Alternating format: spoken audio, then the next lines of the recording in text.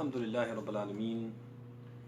Wa sallallahu wa sallam wa barak ala nabina Muhammadin wa ala alihi wa sahbihi ajmain. Assalamu alaikum wa rahmatullahi wa barakatuh. Welcome, brothers and sisters, to another installment of our light study of selected Ahadeeth from Riyaadus Saaliheen. And today we'll be taking the 25th Hadith from our study. This is the first Hadith that we'll be taking from the chapter of Piety, Bab At-Taqwa. And we have entitled the Hadith, Beware of Worldly Pleasures and Women. And the Hadith we'll be looking at is the Hadith of Abi Sa'id al-Khudri radiyallahu anhu عن النبي صلى الله عليه وعلى آله وصحبه وسلم قال إن الدنيا حلوة خضرة وإن الله مستخلفكم فيها فينظر كيف تعملون فاتقوا الدنيا واتقوا النساء. Abi Sa'id al-Khudri has reported that the Prophet sallallahu alaihi wasallam, he said, the life of this world is hulwa, sweet, delicious, pleasant to the taste, khadira, green, verdant, and lush. And Allah exalted is He, has made you successive generations in this world in order to see how you will behave. So beware of this world and beware of women. The hadith was collected by Imam Muslim, rahimahullahu ta'ala. So the Prophet begins the hadith by saying, Inna dunya hulwatun khadira. The life of this world is hulwa, sweet, delicious, pleasant to the taste, khadira, green, verdant, lush. He described the life of this world as hulwa, to indicate the appeal to consume it. And that once consumed, it is hard to resist coming back for seconds and thirds. In this way, the hadith is similar in meaning to the hadith of Anas ibn Malik, collected by Muslim as well, in which the Prophet ﷺ, he said, لو كان لابن آدم واد من ذهب لتمنى مثله ثم تمنى مثله حتى يتمنى أودية. He said, if the son of Adam possessed a valley of gold, he would wish and crave for one similar, then for one similar, until he finds himself wishing and aspiring to possess many valleys. This is the way of the son of Adam. The more he gets of the dunya, the more he wants. Why? Because as the Prophet said, ad-dunya hulwa. The dunya, this world, is what? It's sweet, it's verdant, it's something that once you consume it, you just want. You want more and more and more. You want to go back for seconds and thirds, etc. The Prophet also described the dunya as khadira. It's green, it's verdant, it's lush, indicating it is extremely attractive and alluring to the eye. The one who sees it feels drawn to it because of its beauty. So these two qualities, the Prophet mentioned them because they make the world almost irresistible. And therefore, man is likely to be highly tempted to become preoccupied with worldly pleasures and worldly pursuits. But what man needs to realize and always remember is that this world is a test. It's beautiful, it's attractive, it's alluring, it's very sweet and pleasant to the taste. Why? Because it's put there to tempt you. It's put there as a test. Which is why the Prophet ﷺ went on to say, وَإِنَّ اللَّهَ مُسْتَخْلِفَكُمْ فِيهَا فَيَنْظُرْ كَيْفَ تَعْمَلُونَ. And Allah the Exalted has made you successive generations in this world in order to see how you will behave. Meaning Allah has put us here and made the dunya a test, a very tempting and trying test, to see which one of us will keep his eyes on the prize, remain focused on the real purpose of our existence in this world, to worship Allah. Which one of us will avoid becoming a slave to this worldly life instead of remaining a slave to Allah? And this is important because some people become slaves to the dunya. The dunya is so attractive, so alluring. They get a taste of it, they become addicted to it, and then they become enslaved. They become slaves to the dunya, as the Prophet indicated in the other hadith. The hadith of Abu Hurairah, collected by Bukhari, in which the Prophet, he said, Ta'isa Abdul Dinar, Ta'isa Abdul Dirham, Ta'isa Abdul Khamisa, Ta'isa Abdul Khamila, Ta'isa Wantakis, وَإِذَا شِيكَ فَلَنْ تُقَشْ. He said, perish the slave of gold. Perish the slave of silver. People who worship the dunya. Perish the slave of elegant garments and stylish clothing. Perish the slave of velvet and fine furnishings. Perish he, and may he fall down upon his head. And should he be pricked by a thorn, may there be no one to take it out. Some people allow themselves, brothers and sisters, to become slaves to this world. All they care about is amassing more and more wealth, more and more property, more and more of the world's trinkets. They are driven by their desires to experience more and more of the pleasures of the life herein, even if it means incurring Allah's wrath, Allah's anger, Allah's punishment in the hereafter.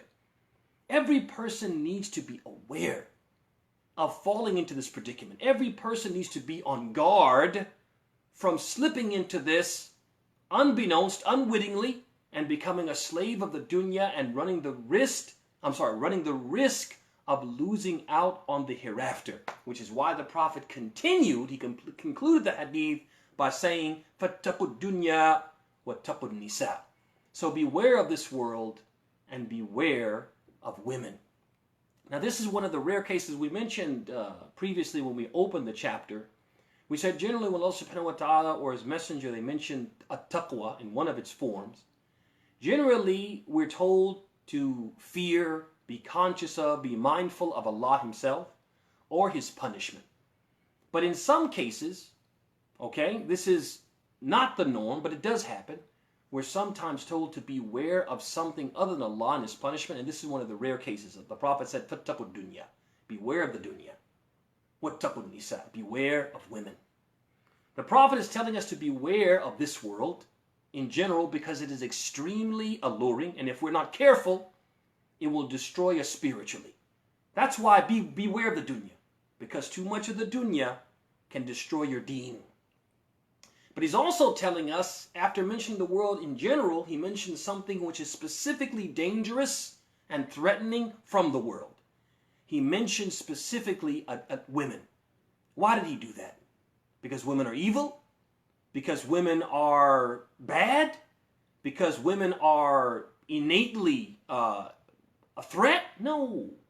It's not to denigrate. The Prophet does not intend to denigrate women by saying this. That's not the intention. That all evil, women are the mothers of all evil. That's not what the Prophet is trying to say. But rather, the Prophet ﷺ, he mentioned women specifically for two basic reasons. Number one, because men are weak.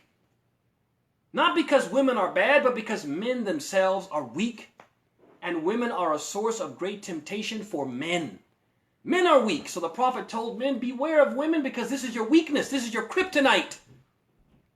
And Allah subhanahu wa ta'ala, He says it in the Quran, and the Prophet says it in the Sunnah. As for the Quran, Allah subhanahu wa ta'ala says in Surah An-Nisa, He says, وَاللَّهُ يُرِيدُ أَن يُخَفِّفَ عَنْكُمْ وَخُلِقَ الْإِنسَانُ ضَعِيفًا.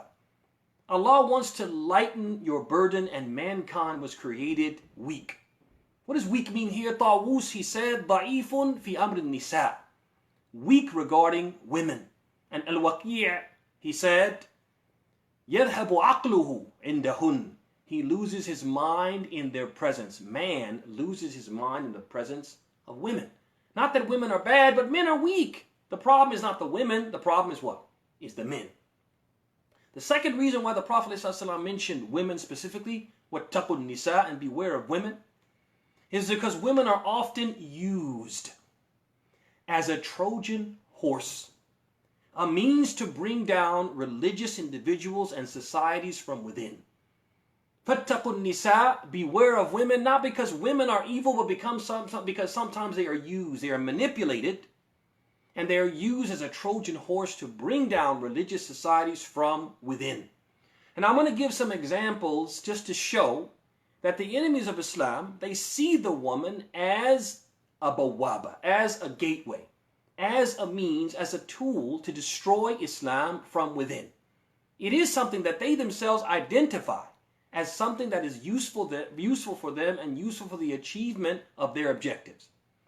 So Frantz Fanon, He described the doctrine of the French colonialists during the Algerian War for Independence in the 1950s.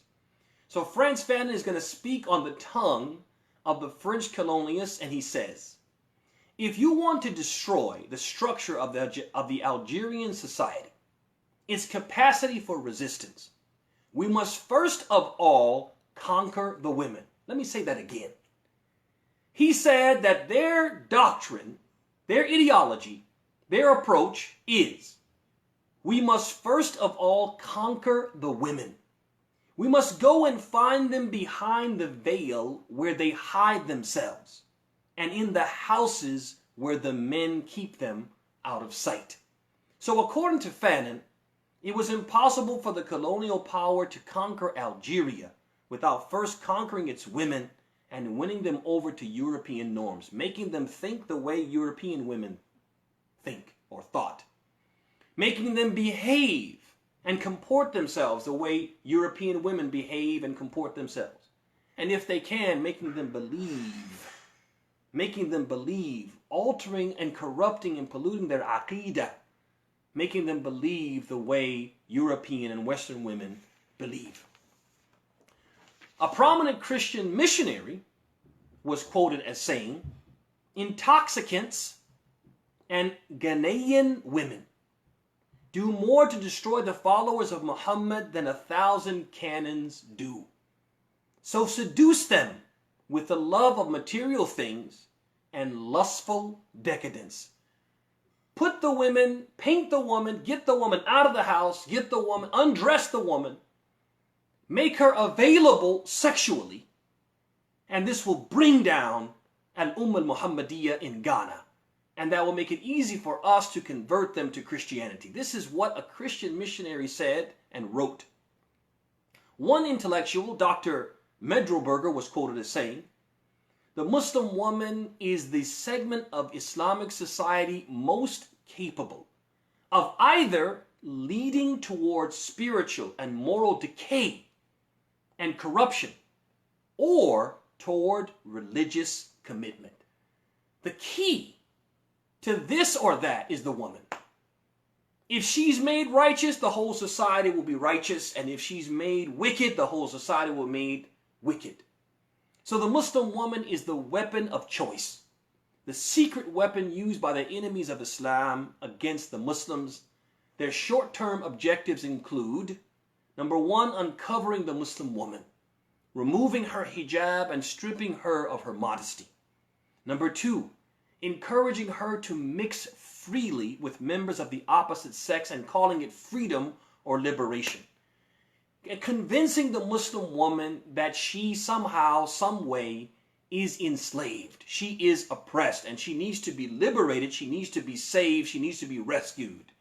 And the way that she's saved and rescued is by not putting a barrier, separating herself from the opposite sex as a means to prevent what can come from free mixing and intermingling, which is illicit relationships, touching which is inappropriate, etc. Rather than put that barrier, she should realize that to liberate herself is to what? To remove that barrier and expose herself to that touching and those illicit relationships, etc. Number three, encouraging her to actively compete with men in everything. Compete with men in employment. Compete with men in wealth, status, positions of authority. Compete with them in sports and pastimes. Whatever men do, that women should what? Should do that thing. Should strive to be neck and neck and compete with men in doing the same things that men do. Even things which have been commonly, traditionally, known to be something which are exclusive to men, do what they do. Compete with them in that. Number four, encouraging her to adopt masculine qualities and to blur or totally deny the lines of distinction between the two genders. That there is no such thing as traditional gender roles, traditional gender behavior, traditional gender dress. No, there's nothing like that. Men and women are exactly the same and they can do the exact same things, and it's okay if a woman exhibits masculine qualities. Also, encouraging her to reject traditional gender and familial norms. So, for example, in the family, a daughter being a daughter, and a daughter preparing herself as a daughter to ultimately be a wife and a mother. A daughter, for example, expecting, anticipating the day when she will be married and begin a family of her own. So what we find nowadays is that we find that our young Muslim girls are delaying marriage. They're not interested in marriage. They are actively seeking these high-level degrees, and there's nothing wrong with a woman being educated, but they're so busy getting a bachelor's and then a master's and then a PhD and then maybe a second PhD and saying, I'll get married after I quit, after I finish studying. And ultimately, they get to a point where they're not marriage material, right? They're too old and they're too educated and they're too independent. They become disinterested, or other people become disinterested in them. Also being guided by their parents through the process of marriage. Women are just what? Going out and finding whoever they want and then bringing that person home and trying to compel and twist the arms of their parents to agree to a marriage. And if they don't agree, just running roughshod over the parents and marrying the guy anyway. Also, marrying Muslims. Our religion tells us that a Muslim woman can only marry a Muslim man. As Allah subhanahu wa ta'ala says, لَا هُنَّ حِلٌّ لَهُمْ وَلَا هُمْ يَحِلُّونَ لَهُنَّ. He says that it's not permissible to marry a Muslim woman to a non-Muslim man. لَا هُنَّ حِلٌّ لَهُمْ. Muslim women are not lawful for non-Muslim men. وَلَا هُمْ يَحِلُّونَ لَهُنَّ. And non-Muslim men are not lawful for Muslim women. That's what Allah subhanahu wa ta'ala says in the Quran. But we find it's becoming more and more common that Muslim women are marrying what? Non-Muslim men sometimes without the approval of their parents, and even sometimes, unfortunately, with the approval of their parents. Again, upsetting the traditional family dynamic. And finally, being proud and readily embracing being a wife and a mother. This is something that has changed over time. Women don't want to be wives. They don't want to be mothers in the traditional sense. And last but not least, all of this leads to what? Undermining the Muslim family, the cornerstone of the Muslim society. If you can undermine the foundation of the Muslim society, what happens to the Muslim society? It comes crumbling down. The Muslim community breaks down. It decays. It collapses. And they're undermining it by just trying to destroy its cornerstone, the key part of its foundation. And that's what? The Muslim family. Trying to destroy the Muslim family, emasculate the Muslim man, and make the Muslim woman very masculine and very masculine. You know, no other way to say it. And as a result, the family dynamic becomes upset, it becomes undermined, and then what ultimately happens? The Muslim community collapses. That's their hope. So these are their short-term goals, or the lesser battles that they hope to win, and they hope will lead to the achievement of their ultimate objective, which is victory in their war against Islam. To them, women are the bawaba. They are the gateway to the achievement of the ultimate prize, their defeat of Islam. So when the Prophet ﷺ says, "Wattaqun nisa," beware of women, he is not attacking Muslim women or denigrating them, but rather he is warning Muslim men and Muslim women alike about the potential harm that may come from women if great care is not observed. He's warning Muslim men on the one hand to guard against these devices and plots, and he's warning Muslim women not to allow themselves to be used as a weapon against their husbands, their fathers, their sons, their blood brothers, and their brothers in Islam. The Prophet is trying to wake up the Muslim man and the Muslim woman, let them know, hey, there's an enemy, and your enemy will use women against you. Men, be aware of this plot. Women, be aware of it and don't allow yourselves to be tricked and beguiled into being a weapon against what? Against your husbands and your fathers and your sons and your blood brothers and your brothers in Islam. That we're in this together. Yes, every Muslim man, every Muslim woman, we are each other's keepers. We have to protect each other and help each other get through this life, get on the other side, and die as Muslims, and afford ourselves the opportunity to achieve Allah's pleasure in His paradise. So the Prophet ﷺ in this hadith is acknowledging the importance of Muslim women. It's all about perspective. Some women will hear that fattaqun nisa, fear the women, be aware of women, they'll get offended. It's all about perspective. The Prophet ﷺ is not someone who's a chauvinist, he's not a misogynist. He loves women and he respects and honors women. The same person who said this, fattaqun nisa, fear women, is the same one who said, rifqan bil qawarir. Be gentle with the vessels of glass. Treat women kindly. He said in the other hadith, fastawsu bin nisa'i khayran. Treat women kindly. Respect the women. Treat them well. He said, khayrukum li ahli. The best of you is the one who treats his family, the female members of his household, in the best way. This is the Prophet, the same one. So we have to understand this hadith in light of these other hadith, these other sayings of the Prophet. The Prophet's not denigrating women. He's acknowledging the importance of the Muslim woman and the critical role that Muslim women play in the spiritual and moral success of Muslims and the furthering of the cause of Islam. Muslim women are what? They are a critical part of what we are. Just like the one doctor, Medrelberger, he said, the woman is critical. If the woman is righteous, the society is going to be righteous. She's the key. She's critical, and the Prophet is saying that by saying what taqun nisa, not putting women down, but admitting and acknowledging women are very important and critical for our success. And so women have to be on their game and make sure that they're doing what they're supposed to do and avoiding being tricked and beguiled and allowing themselves to be used by our enemies against us. And men have to be aware of these plots and how the enemies of Islam use the women to undermine Islam. Lessons. What lessons can we take away, brothers and sisters, from what we heard today? Number one, true taqwa requires that we protect ourselves from any and everything that can cause us to lose sight of or abandon the purpose of our existence, which is to worship Allah. We're here to worship Allah, and so we have to make sure that that we are protecting ourselves and being on guard from anything and everything that can distract us from that purpose. Number two, life is a test, and has been made alluring. This dunya has been made very alluring and attractive. A test, something that will tempt us to test our will and our religious commitment. That's why it's been made so beautiful, because life is a test. Allah wants to see who will keep their eyes on the prize and not be distracted by the trinkets and the temporary pleasures of the life of this world.